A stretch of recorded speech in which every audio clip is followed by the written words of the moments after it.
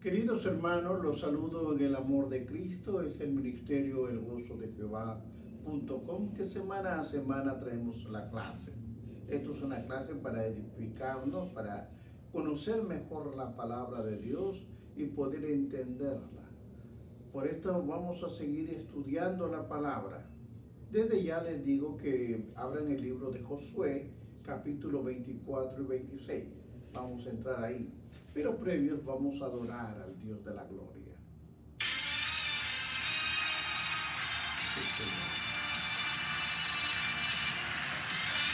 A su nombre, Él es el Rey de toda la tierra. Vamos, dilo conmigo. No hay otro como Él. Vamos a decirlo con fuerza. Dilo conmigo. El Señor es mi Rey, mi todo. El Señor es mi luz, mi Rey. Dile el que te hace vibrar, el que me hace vibrar de gozo, el que guía mis pasos, el que extiende sus brazos. Díselo, el creador de los cielos. Una vez más fuerte. El Señor es mi Rey, mi todo, aleluya. El Señor es mi luz, mi Rey, que me hace vibrar, el que me hace vibrar de gozo, el que guía mis pasos, el que extiende sus brazos, díselo, el creador de los cielos. aquí sea el honor, aquí sea la gloria por siempre, Padre. Gracias, mi Señor. Gracias. Gracias porque esta clase es dedicada a ti. Queridos hermanos, vamos a continuar viendo el libro de Josué, capítulo 24, versículo 26. Repito, Josué, capítulo 24, versículo 26. La palabra de Dios la leo a la gloria del Padre, del Hijo y del Espíritu Santo. Y escribió Josué estas palabras en el libro de la ley de Dios. Y tomando una gran piedra, la levantó de allí, debajo de la encina que estaba junto al santuario de Jehová. Quiero recalcar que la palabra encina es la madera, es una madera gruesa. Padre, gracias por tu palabra. Bendita sea tu palabra. De hecho, ya tu palabra es bendecida, Señor. Permite que el Espíritu Santo me ayude a discernir la clase que voy a dar. En tu nombre, Jesús, lo he pedido. Amén. Queridos hermanos, para esta clase he titulado La conquista de Canaán. Es interesante ver porque este libro de Josué, según la tradición judía, considera a Josué como el autor del libro, pero hay unas interrogantes que yo quiero hablar hoy día. Porque hay evidencia bíblica interna que nos habla de que Josué no solamente le escribió el libro, sino que es posible que alguien ayudara a terminar el libro. ¿Por qué? ¿Por qué sucede estas cosas? Vamos a mirarlo un poco más para que nos dé un poco de luz sobre lo que es. Observemos lo siguiente. La palabra en Josué 24, del 29 al 31 nos dice: después de estas cosas, murió Josué, hijo de Nun, siervo de Jehová, siendo de 110 años. Y le sepultaron en la heredad de Timnat Será, que está en el monte de Efraín, al norte al monte de Jaz. Y sirvió Israel a Jehová todo el tiempo de Josué y todo el tiempo de los ancianos que sobrevivieron a Josué y sabían todas las obras que Jehová había hecho a Israel. Observemos con más detalle, porque es interesante observarlo. No solamente uno lo puede leer, pero si no lo entiende, no lo escudriña, realmente va a ser un poco difícil. Esto nos sugiere realmente cuando estamos leyendo esto que Josué escribió parte del libro y no todo el libro, porque alguien tenía que escribir la muerte de Josué. Él no va a escribir que él murió a los 110 años. Entonces esto nos lleva a nosotros seguir estudiando un poco más. Aunque la tradición obviamente judía lo va a denominar a Josué como el autor de este libro.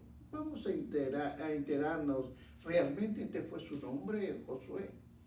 Vamos a entenderlo un poco más porque en el 4:9 del libro que estamos leyendo de Josué, dice su palabra. Josué también levantó 12 piedras de en medio del Jordán, en el lugar donde estuvieron los pies de los sacerdotes que ahí levantaban el arco del pacto, que han estado ahí hasta el día de hoy.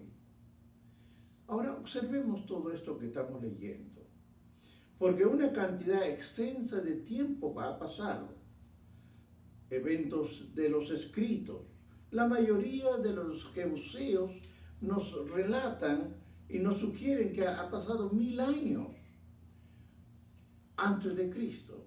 Sin embargo, después de todo este evento, se ve que David conquistó Jerusalén y expulsó a los jebuseos. Esto vamos a aclararlo porque hay puntos donde son puntos ciegos de la Biblia que no podemos entender. Segunda de Samuel 5, de 6 a 10 nos dice: entonces marchó el rey con sus hombres contra los jebuseos que moraban en aquella tierra, los cuales hablaron David diciendo: tú no entrarás acá, pues aunque los ciegos ni los cojos echarán, queriendo decir David que no pueden entrar acá. Pero David tomó la fortaleza de Sión, la cual es la ciudad de David, y David dijo aquel día: todo el que hiera a los jebuseos suba por el canal, y hiera a los cojos y a los ciegos, aborrecido del alma de David. Por esto se dijo: ciego ni cojo no entrará en la casa, y David moró en la fortaleza que se le puso por nombre la ciudad de David. Y edificó alrededor desde Nilo hasta el centro. David iba adelante, engrandeciéndose, y Jehová Dios de los ejércitos estaba con él. Vamos a aclarar un poco esto. Ahora, la referencia de los cananeos en Geser implica una fecha previa, aproximadamente 970, no hablando de los 1000 años, sino 970 años antes de Cristo, cuando el rey de Egipto conquistó Geser y se lo dio a Salomón, de acuerdo a 1 de Reyes 3:1. Hermanos, cuando vemos toda esta evidencia que estamos leyendo, parece razonable en gran parte. Del libro viene de testigos oculares, quizás de la propia mano de Josué, no lo sabemos. Además, las referencias históricas sugieren que el libro tuvo en su formato actual no más tarde del tiempo del rey Salomón. Ahora, quiero ver lo que es el tema y su propósito. ¿Por qué se hizo todo esto? Josué, como líder de la nación de Israel, parece ser el personaje humano principal del tema de este libro que estamos viendo. Porque después de la muerte de Josué, de Moisés, después de la muerte de Moisés, Josué llevó a Israel a través del río de Jordán. Ustedes se acuerdan la historia. Él los cruzó el río de Jordán. Ellos comenzaron y entraron a conquistar los pueblos de Canaán. y asentarse en la tierra como un hogar. Se cree que pasaron 25 a 30 años la historia de Israel. En esta manera, y el propósito del libro Josué es demostrar tres cosas. Por eso es importante entender estos libros. Una de las cosas importantes que veo, que Dios cumplió la promesa que le hizo a Abraham, en la cual a la tierra de Canaán, que esa tierra es del pueblo judío, de israelitas, ese lugar, una promesa que le hizo y Dios cumplió su promesa. Ahora, segundo punto que veo, Dios, aunque es rico en misericordia con el tiempo, juzgó el pecado con un acto de justicia. Él no quedó así. Jehová dejó pasar muchas cosas. Ha ido cumpliendo sus promesas, pero también viene castigo. Y el punto número 3 que observo es que Dios juzga el pecado de todas las naciones. No solamente de Israel, sino de todas las naciones de Canaán, así también como la de Israel. Ahora miremos y observemos lo siguiente.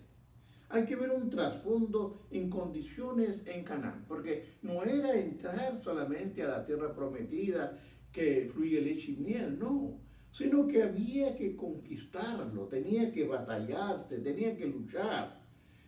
Pero el juicio de Dios sobre los cananeos vino después de muchos años, no fue inmediato, después de muchos años de su misericordia. Hombres como Abraham, como Isaac y Jacob habían construido altares únicos solamente al Dios verdadero. Los patriarcas de Israel demostraron a los cananeos la adoración al único Dios verdadero. A pesar de que la Biblia indica que en el tiempo de Abraham las maldades de los amorreos no había llegado al colmo de acuerdo a Génesis 15:16. Mientras los israelitas permanecían en Egipto por 400 años y sabemos la historia como esclavos, los cananeos se volvieron más malos, más impíos. ¿Por qué? Porque los pueblos de Canaán habían rechazado a Dios y habían creado sus propios ídolos. Los cananeos eran, ¿qué? Politeístas, o sea, adoraban a muchos dioses diferentes. Y aquí es donde a mí me llama la atención. Adoraban al llamado Padre, era un toro. A él le decían que era el creador. Ellos también rendían un culto especial a la esposa del toro, que se llama Acera. La esposa de él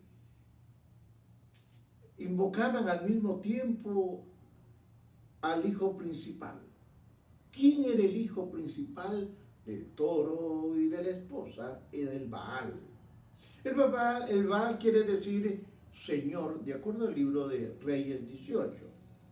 Creían que el Baal reinaba como rey de los dioses y controlaba los cielos, la tierra y el parto de los niños.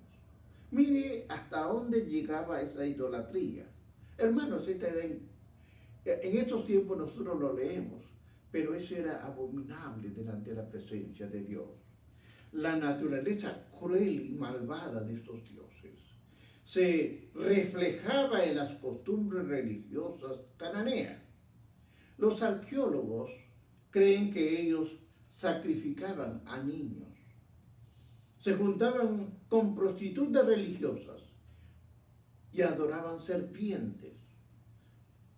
Por eso que quiero explicarle que Moisés estaba profundamente consciente. Oiga bien, cuando iban a entrar a Canaán, Moisés estaba consciente que los cananeos podían inducir a Israel al pecado. Así que advirtió a los israelitas que destruyeran completamente a todos los pueblos, cosa que nunca sucedió. Ellos entraron a Canaán. En Canaán estaba habitada.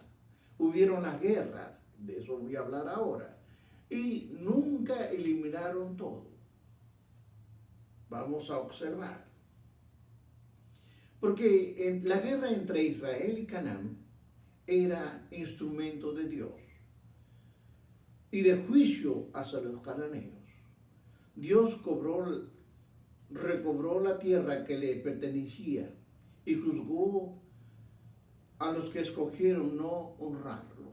Hermanos, hay que entender que una ciudad cananea primero era construido a menudo en colinas, rodeadas por una muralla alta y espesa, gruesa, para asegurar la ciudad. Ellos en la colina más alta, ahí lo ponían y hacían ahí sus murallas, eso es su entrada. Y eso era como para cubrirse en caso de guerra de no ser vencido. Esto era muy fuerte, esta muralla gruesa. Le aseguraban que la ciudad era fortalecida y fuerte. El gobernante de la ciudad reinaba tanto la ciudad como el área circunvecina. El pueblo de una ciudad murallada podría luchar contra de un enemigo por mucho tiempo si tenía suficiente comida y agua. Ellos podían luchar y vencer, porque era difícil vencerlos en una colina y los que venían no podían llegarle con la certeza que esperaban. Por consiguiente, parecía difícil que los israelitas tuvieran éxito para conquistar a Canaán. Esto era bastante difícil. Sin embargo, Dios tenía un plan para esto. Dios ya había escogido qué es lo que iba a hacer con los cananeos. Ahora observemos Josué. Observemos a la persona de Josué. Vamos a mirar antes de entrar al tema realmente que nos interesa. De acuerdo a Números 13:16 dice, estos son los nombres de los varones de Moisés que envió a la tierra. A Oseas, oiga bien esta palabra y marque en su Biblia la palabra Oseas, hijo de Nun. ¿Cómo Oseas, hijo de Nun? Porque Moisés, el nombre, lo cambió a Josué. Vamos a explicarlo, ¿por qué lo cambió? Josué se llamaba primeramente Oseas. Ese no era su nombre era Oseas, que quiere decir Jehová ha salvado. Pero su hermano Moisés cambió su nombre. Moisés cambió el nombre de Josué, porque en hebreo significa el Señor es salvación. Porque antes se guiaban por los nombres. Y ellos dijeron, no puedes llamarte Oseas, tienes que llamarte Josué, porque es el Señor es salvación. El nombre de Jesús, por ejemplo, viene de una forma griega. Es una versión abreviada de la palabra. Por eso, hermanos, nosotros veamos con más detenimiento la palabra de Dios y entendamos. Josué obviamente era un líder preparado y habiendo sido en otro tiempo esclavo en Egipto. Él fue esclavo, presenció los milagros que Dios hizo, realizó en el tiempo de la esclavitud esos milagros, cómo Dios obró en Josué. Él estaba presente. Josué y Moisés estaban presentes cuando Dios estaba haciendo los milagros. Y también él participó de varios acontecimientos claves en el desarrollo de la historia del Antiguo Testamento. Pero antes de morir Moisés, esto es antes de morir Moisés, puso las manos sobre Josué. Mire usted, cuando un ungido de Dios, cuando un hombre que realmente trabaja y sirve para Dios, está ungido de la presencia. Entonces Moisés puso las manos sobre Josué.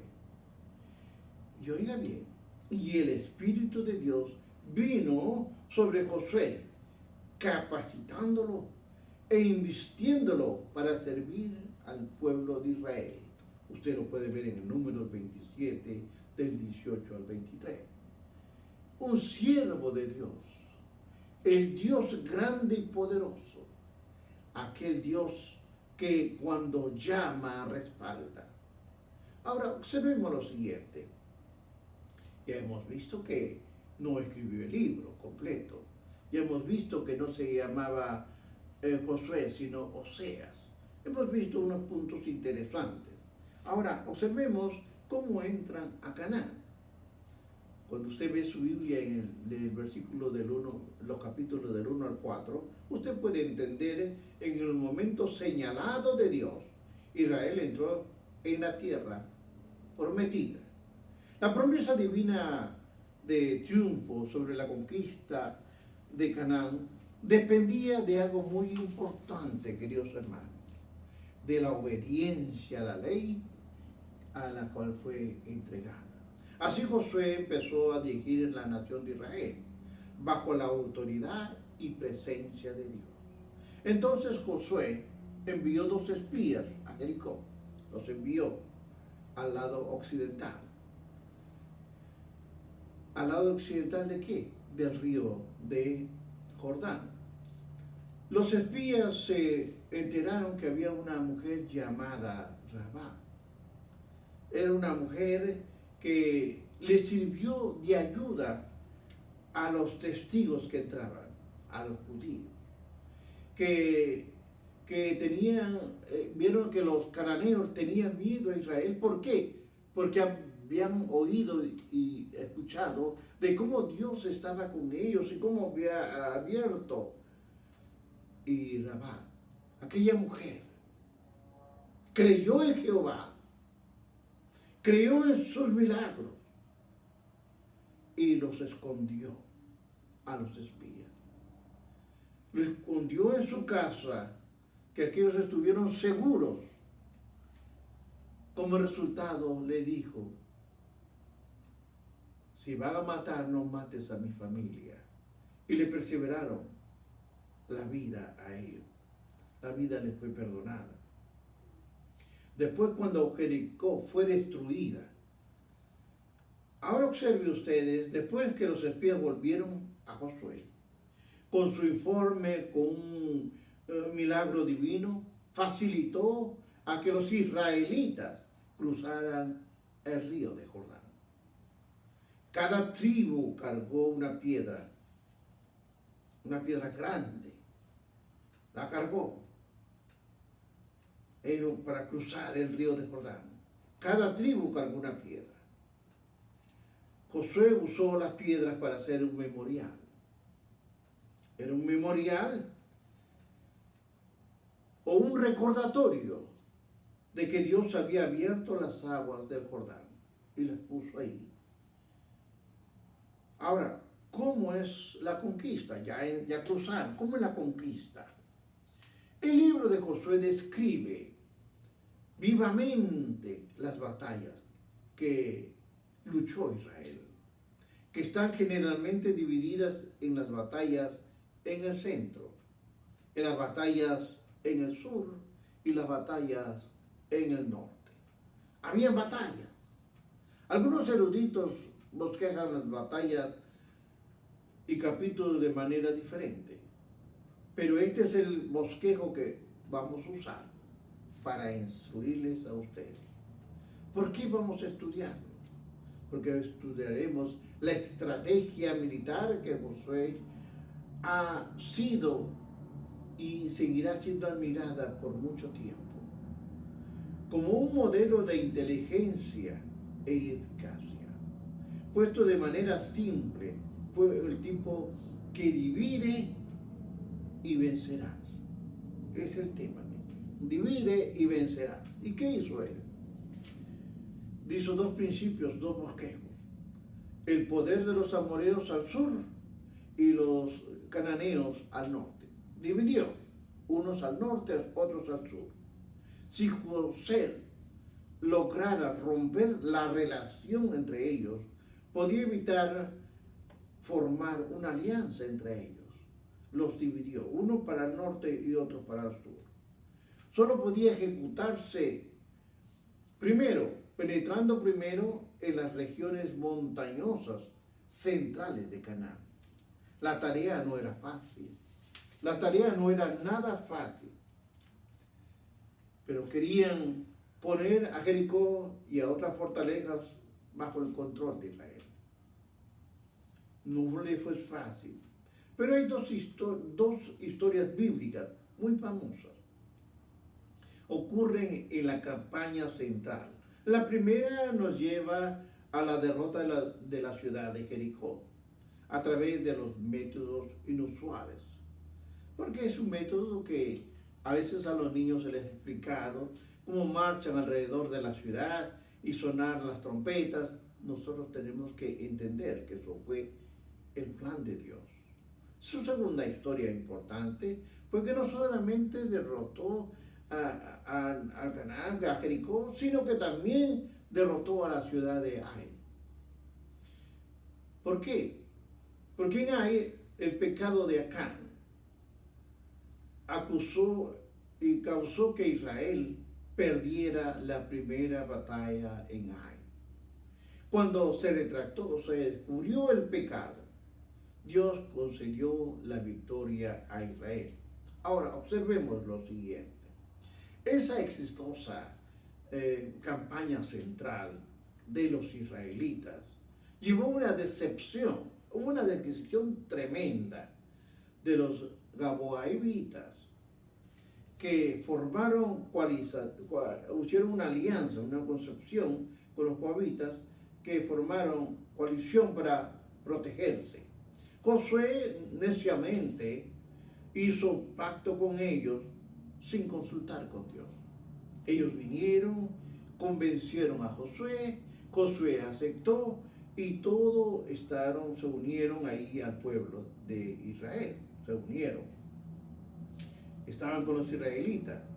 La Biblia, pese a tener buenas cualidades de liderazgo, Josué tenía buenas cualidades, a veces tomaba malas decisiones. El error de Josué fue trágico, porque con la anterioridad a la derrota de Jericó, el Señor ya le había revelado a Josué, que porque la batalla era de Dios y solamente con sus métodos iba a vencer.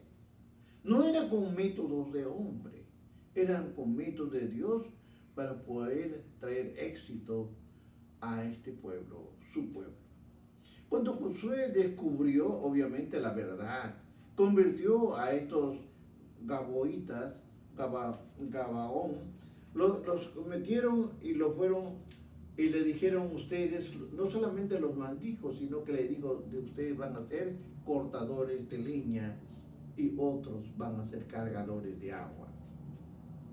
Después, cuando Gebaón fue atacado, Israel acudió para luchar, para defenderlo de los amorreos.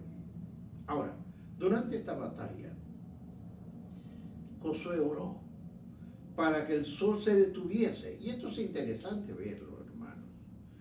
Cuando el sol se detiene, Dios le concedió su petición. La palabra nos dice, y el sol se paró en medio del cielo, y no se apresuró a ponerse casi un día entero, porque Jehová peleaba por Israel. Habiendo prometido victoria a Josué en esta batalla,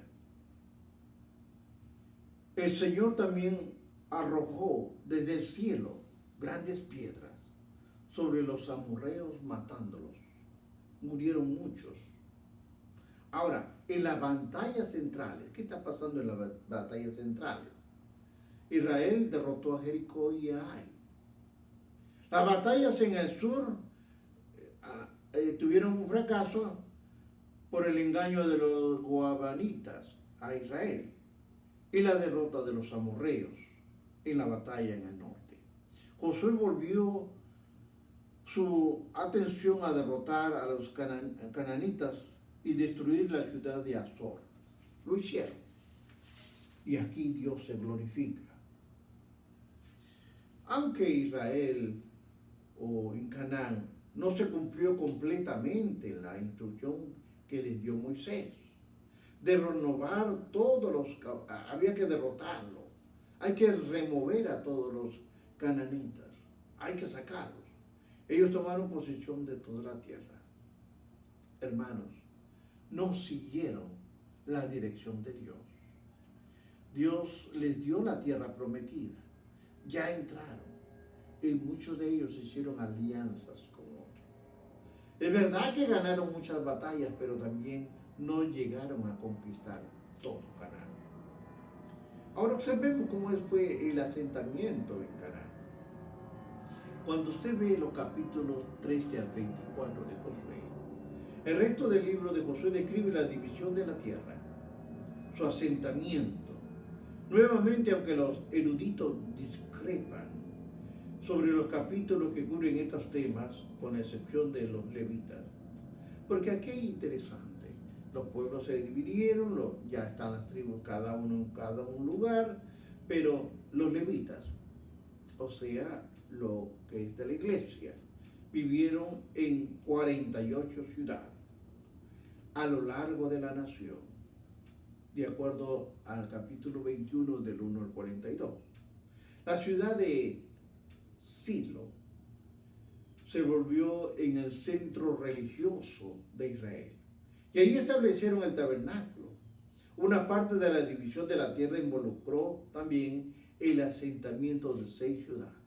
Hicieron 3 ciudades al este y 3 ciudades al oeste, pero estas ciudades eran para refugio. Concluyo, hermanos. Por muchos años los israelitas disfrutaron de un cierto grado de paz de sus enemigos, y siguieron al Señor su Dios, lo siguieron. Y antes de morir Josué, convocó a todo Israel y dio un discurso de despedida y le recordó que Dios le había llamado a Abraham a salir de la idolatría y les advirtió que siempre temieran y obedecieran a Dios. El pueblo se comprometió a servir al Señor y a obedecer, cosa que no la cumplieron. Hermanos, cuando Dios nos manda a hacer algo, hagámoslo, porque es para Dios que se hace. Si el Dios de la gloria te llama a ser un misionero, Él te está llamando. No pides que otro te confirme. Es necesario que la palabra vaya hasta los confines de la tierra. Ellos lucharon para entrar en Canaán, pero en Canaán hicieron alianzas, no conquistaron todo, porque las peleas vendrán después más fuertes. El no obedecer a Dios nos lleva a ruina espiritual. Nos lleva al fracaso, nos lleva a quitar los ojos de Dios para poner los ojos en los hombres. Hermanos, no siga a líderes de estos tiempos, porque muchos son engañosos, muchos engañan. Y se lo estoy diciendo con autoridad de pastor.